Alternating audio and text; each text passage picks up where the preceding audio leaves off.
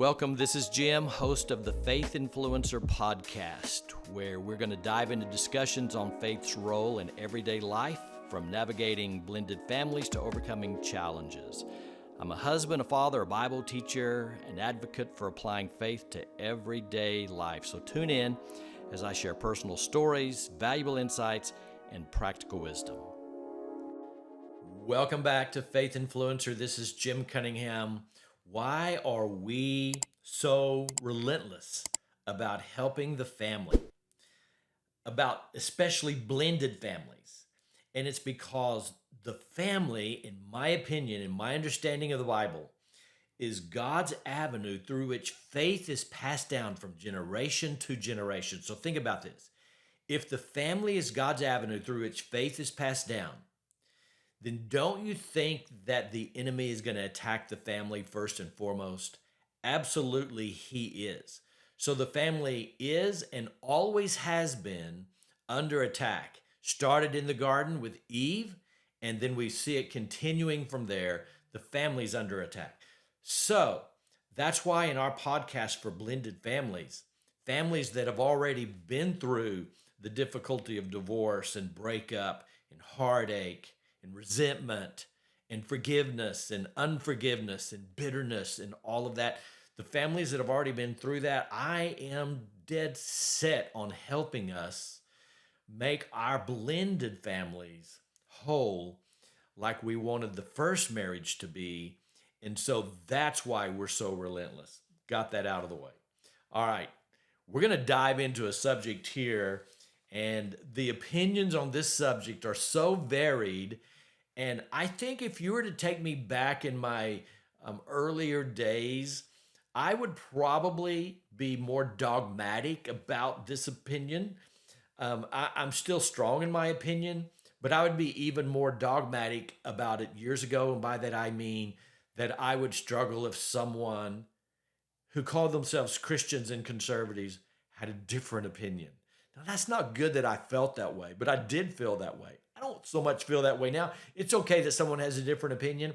And even in Christian circles, remember, this is Faith Influencer, even under the umbrella of faith, it's okay that someone sees it differently. And you say, well, what are you talking about? I'm talking about when you get married, should you make some agreements before you get married? You know what we're talking about? We're talking about prenuptial agreements. Prenups. Should Christians have prenups? Should marriages have prenups? Let's talk about that, dive into it. I do have strong opinions on that, but I'm not against hearing your opinions. And as always, put those in the comments. So, and by the way, even though I'm very strong on this, in the end, I'm going to give you an exception. And we're even going to play an exception from someone that you've probably heard of, but that's coming in a moment. So, I was talking to a guy, I mentioned this months ago on a podcast. Let me mention it again. This is what he said. He said, if my wife dies before me, and this is a blended family, if my wife dies before me, her kids are not going to get one red cent. That's what he said. And he said it with that conviction. They're not going to get anything from this marriage, from this household, if she dies first. Well, that's why people say we ought to have prenuptials. It's because of opinions like that. They come into a marriage saying, if we don't have a prenuptial and something happens, then my kids are going to be left out. We may even go further than that and say, in households where if the man is the one who handles the finances and he's the breadwinner and all of that, some even ask the wife, are you going to be in the will? Are you going to be a part of the will? So maybe you should have this discussion before. So let's dive into that and talk about the different ways that people see this, and I'll give you my idea. So I will say right at the beginning, I struggle with the idea of prenuptials. As a Christian, I don't feel like that's God's intention for a marriage. This is where people argue with me. People will say, that's fine to have that view, but it's not practical. Someone will say, that's fine to have the idealistic Christian view, but it's not realistic, because 50% of all marriages end in divorce. And if you're talking blended families, 60% end in divorce. So shouldn't we have some kind of protection in place because probably it's going to end in divorce? That's not how Christians think about this for the most part. That's not how I think about this. I will dive into this in just a moment, but let me give you some ideas of definitions. Let's talk about the difference in a prenuptial and a trust, because sometimes people are arguing with me and they're not even talking about a prenuptial. They're talking about a trust. A prenuptial is agreements that you make that how if you die or the other person dies, who gets what, how it's going to be handed out. And you're going to make these decisions before you get married. That's a prenuptial. A trust is where you have assets and you put the assets inside of the trust, and the trust manages the assets for the beneficiaries and for estate planning. Okay? So that's the difference between a prenuptial and a trust. Let me say it again. A prenuptial, we're talking about agreements that are made before you get married, how your stuff is going to be handled, who's going to get what before you get married. Assets in a trust are handed out to the beneficiaries and they're for estate planning. So we're talking about two different things. So my wife and I, our second marriages, we sit down together and we have this discussion. So what I'm talking about today, I've been through. His, hers, and ours. We didn't have ours at the time, but it was his and hers, okay? I had two, she had two. Mine are older than her two. Hers were younger. We sit down and we begin this discussion. Thankfully, before I gave my opinion, I asked her her opinion, and she was not hesitant to give it to me. And she went through her idea of getting married and the idea of prenups. And believe it or not, it was 100% in alignment with how I felt about it. Now, does this make a difference to you? Does it make a difference to you that I'd already built a business? Does it make a difference to you that I was bringing into the marriage a business that I had built up for many years with assets? Does that make a difference? Because some people say it makes a difference. Remember, in the end, I'm going to give you an exception. In our case, it did not make a difference. So here's why I struggle with prenups, and this is why she struggled as well with the idea of having a prenuptial. Now, I'm going to divide it up. First of all, I don't see in any way, except for the exception I'm giving in the end, why in a first marriage there's the discussion on prenups. I don't feel that way, and I'll tell you why. Because you're negotiating your divorce before you even get married.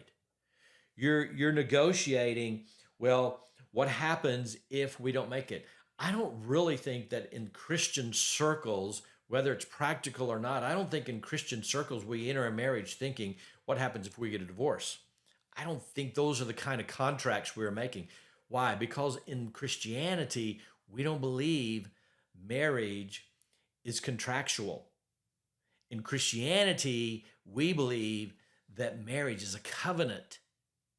And the covenant is that we don't talk about divorce. Divorce is not an option. That's how we approach it in a Christian marriage. We are bound by a covenant, not by a contract. However, you say, but didn't you go through a divorce? And the answer is, yes, I did. But that doesn't change how the Bible teaches that marriage is a covenant, not a contract. Just because I went through that doesn't change anything. It's still the basis for marriage. If you enter into a marriage with the idea that it's going to possibly break up, that's not the right foundation for a marriage. I don't know of any in their first marriage who enter it that way. Now, maybe outside of Christian circles, it's like, we're going to try this out, and if it works, it works, and if it doesn't, it doesn't. But that's not what I'm talking about. That's not what I mean when I say a Christian marriage. So when my wife and I sit down, our view was, we've been through the crap of going through a divorce. We've been through that breakup. We are getting remarried. We feel that God has brought us together. We're going to approach this like it's our first. Obviously not, but you know what I'm talking about. Like it's our first. Our commitment's going to be just as strong. Our feelings are going to be just strong. Our covenant is going to be just as strong. Our ideals are going to be the same. We're entering this for life. That's what we're doing. So that's how we entered our second marriage. If you're entering a second marriage, I want you to think the same way. I want you to think of it that way. Exception is coming. So it's not a 50-50 idea when my wife and I came together. Half mine, half yours. It was 100-100. It's kind of like the idea of people getting together and they're saying, you know what, here's how we're going to make our marriage work. We're going to give 50-50. That's the breakdown. That's how we're going to divide it. It's going to be a 50-50 marriage. I'm going to give 50, you give 50. That's not how it works. It's 100-100. It's I'm giving 100%, you're giving 100%.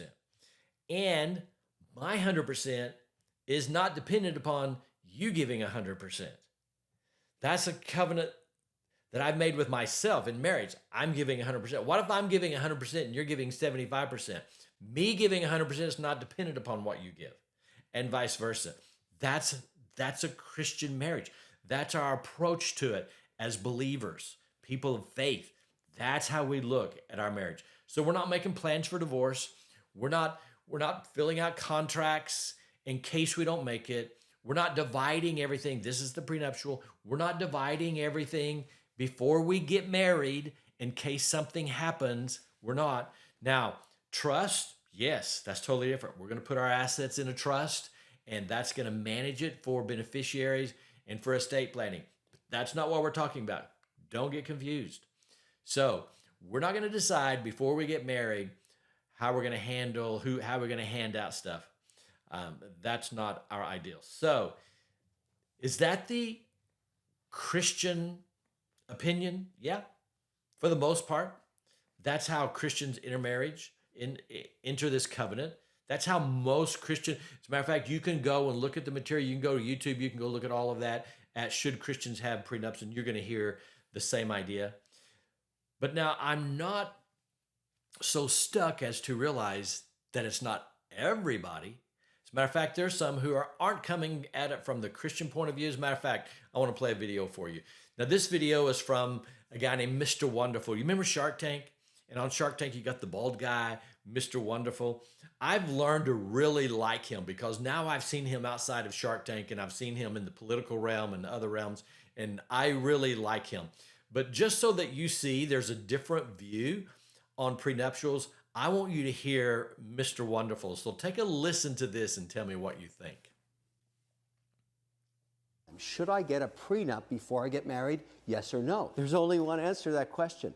100% yes. I love love, believe me. L'amore, whoa, whoa, whoa, whoa. But after a few years, poo-poo happens. And half of marriages end in separation, not because of infidelity, because of financial stress. And when the love is gone, what's left? The cash. And if you have an agreement, it's easy to make that decoupling happen. All right, so there's Mr. Wonderful. So you hear his opinion, totally different from mine. He says 100% yes, you should have a prenup because poo-poo happens, as he puts it, and people fall out of love. Well, what he's really saying is, I'm going to plan a life just in case we fall out of love. And if we make these plans before we get married, it's going to be so much easier to separate everything or to handle our divorce, and you take what you decided on before marriage and I get what I decided on before marriage. It'd be so much easier. That's his idea. So yes, he says. Well, that's not the Christian view of marriage. Now the exception. When I'm talking to blended families, there are times that you bring a family together and you've had a previous family. You have maybe, let's just say, here is a man, and this man's father, maybe even grandfather, maybe even generational, had a business or has a business. and they've created wealth. And in this wealth, they've created trust. And one of the things, and I'm talking about real life scenarios, one of the things that that family did was that they created trust for the children and the grandchildren. Okay? Now, this man who has his children who have been given trusts from generational wealth remarries. When he remarries, this is the exception. The prior trust that his children have, they don't enter into the equation on this new marriage. His business, those things, those wealth passed down generationally and already have been assigned, they don't enter in. So that's the exception where you can isolate wealth, money, businesses, whatever, that you're bringing into a new marriage. I'm going to say that in this case, the wife totally understood that these kids have been given trust, and there's no reason why that money should enter into this marriage. So that's going to be the exception. Now, let me wrap it up this way. I'm very interested to hear your thoughts on this. You think I'm just over the top and too idealistic and too conservative by saying that for a Christian, we don't think about prenups. We think about we're giving 100%, 100%. This is a covenant. Even in your second marriage, this is how we're approaching it. Is that too much for you? I'm going to say that's usually the Christian view, but maybe you're a Christian as well and you see it totally different. Put in the comments what you think. Let's go from here. But let me say, I'm still fighting for marriages. I'm still fighting for families. I'm still fighting for blended families. And they are under attack. This is one of those areas that causes division. Talk about it before you get married. Don't wait to talk about it after you get married. Okay? Thanks again. This is Jim Cunningham with Faith Influencer.